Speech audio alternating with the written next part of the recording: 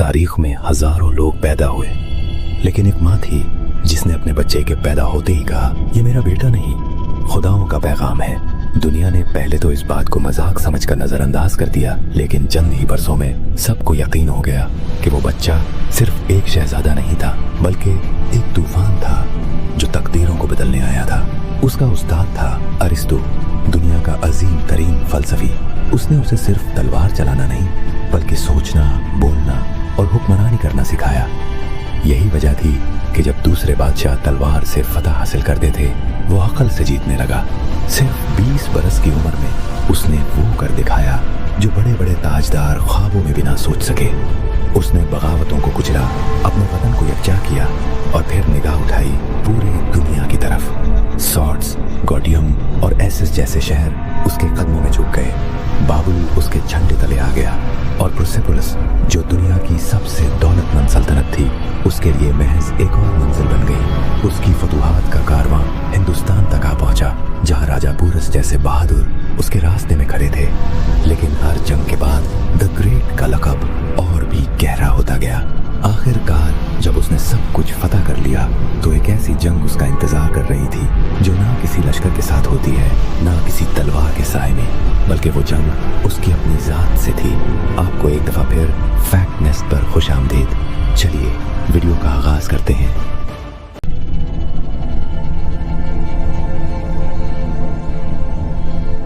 मकदूनिया, इसी सरजमीन पर एक शहजादे ने आंख खोली जिसका नाम था सिकंदर।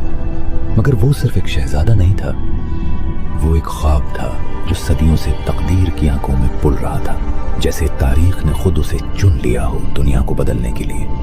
उसकी पैदाइश के लम्हे फिजा में एक खामोश लर्जा सा फैल गया, जैसे कायनात को खबर हो गई हो कि जमीन पर कोई गैर मामूली वजूद उतर चुका है। ये बच्चा किस्मत के कागज पर वो स्याही था जिससे तारीख का सबसे खतरनाक बाब लिखा जाना था। और ये सब कुछ यूं नहीं हुआ था। सिकंदर की तरबियत की जिम्मेदारी दी गई दुनिया के सबसे अजीम फलसफी को, अरस्तु। वो एक इंसान नहीं, एक अहद था। उसने अल्फाज के जरिए बादशाहों के ज़हन तराशे। उसने सिकंदर के हाथ में तलवार देने से पहले उसे एक किताब दी।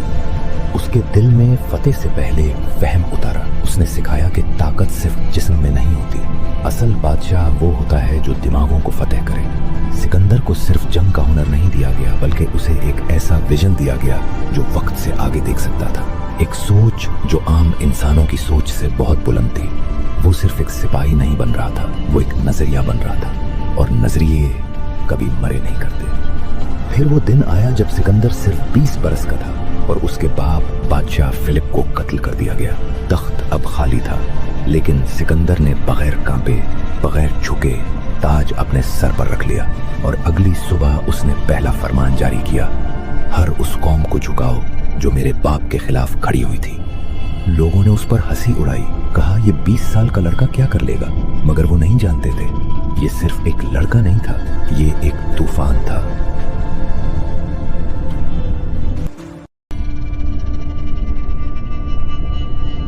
सिकंदर ने इख्तिदार संभालते ही पहला वार अंदर से किया। वो जानता था अगर बाहर की दुनिया को फतह करना है तो पहले अपने घर को मुकम्मल तौर पर काबू में लेना होगा। यूनान के कई शहर अभी भी उसके बाप के खिलाफ बगावत में थे। वो समझते थे कि एक 20 साल का लड़का उन्हें मजबूर नहीं कर सकता, लेकिन सिकंदर ने उन सब को गलत साबित किया।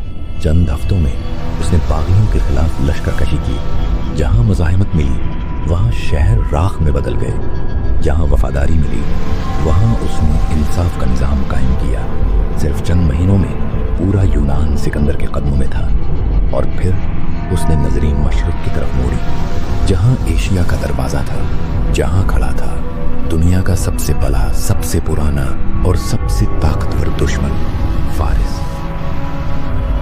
फारिस कोई आम सल्तनत नहीं थी, ये वही सल्तनत थी जिसने 500 साल तक दुनिया पर हुक्मरानी की। इसके बादशाह को बादशाहों का बादशाह कहा जाता था।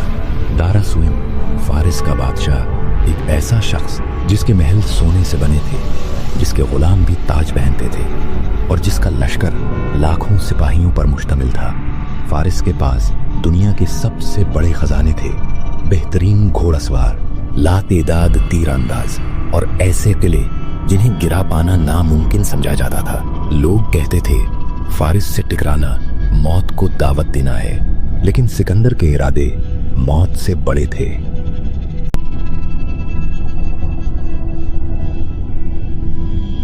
सिर्फ 35,000 सिपाहियों के साथ, लेकिन इरादा ऐसा जैसे पूरी दुनिया को ज़ेर करना हो। यूनान से रवानगी से कबल सिकंदर ने कहा था, मैं सिर्फ जंग जीतने नहीं जा रहा, बल्कि वो नाम बनने जा रहा हूँ जिसे वक्त भी मिटा नहीं सकेगा। इसी ख्वाब के साथ सिकंदर ने फारिस की अजीम सल्तनत की दहलीज पर पहला कदम रखा। सामने एक ऐसा दुश्मन था जिसके पास सब कुछ था, दौलत, ताकत, फौज और गुरूर, मगर सिकंदर के पास सिर्फ एक चीज थी, यकीन। और फिर वो लम्हा आया जिसने सिकंदर के ख्वाब को हकीकत में बदल डाला। साल था 334 कबल मसीह।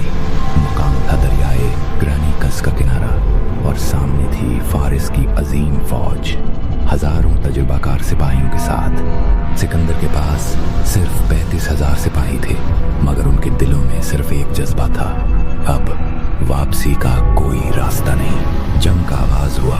पहले घुड़सवार आमने सामने आए, फिर तीरों की बारिश हुई और आखिरकार तलवारें चमकने लगी। फारिस की फौज समझ रही थी कि ये कमजोर लश्कर है जिसे चंद घंटों में नीस्त नाबूद किया जा सकता है, लेकिन सिकंदर का वार वैसा हरगिज नहीं था जैसा वो सोच रहे थे। सिकंदर खुद जंग के बीचों बीच आया और बराह रास्त फारिस के आला जनरलों पर हमला किया। 1, 2, 3 जनरल मारे गए। फारिस की सफ़ें बिखर गईं, उनका गुरूर खाक में मिल चुका था। कई घंटों बाद ग्रानिकस का मैदान सिकंदर के कदमों में था। ये उसकी पहली बड़ी फतह थी, लेकिन ये सिर्फ एक जंग नहीं थी, बल्कि एक पैगाम था पूरे फारिस के लिए। मैं आ चुका हूँ और अब पीछे हटने का सवाल ही नहीं।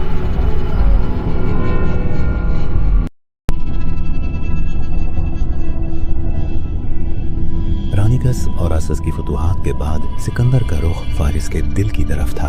दारा सून, जो पहले 2 बार मैदान छोड़कर भाग चुका था, अब गोगामिला में आखिरी बार मुकाबले के लिए उतरा। उसके पास 2 लाख सिपाही, सैकड़ों रिथ और हाथी थे, जबकि सिकंदर के पास सिर्फ 47,000 जांबाज थे।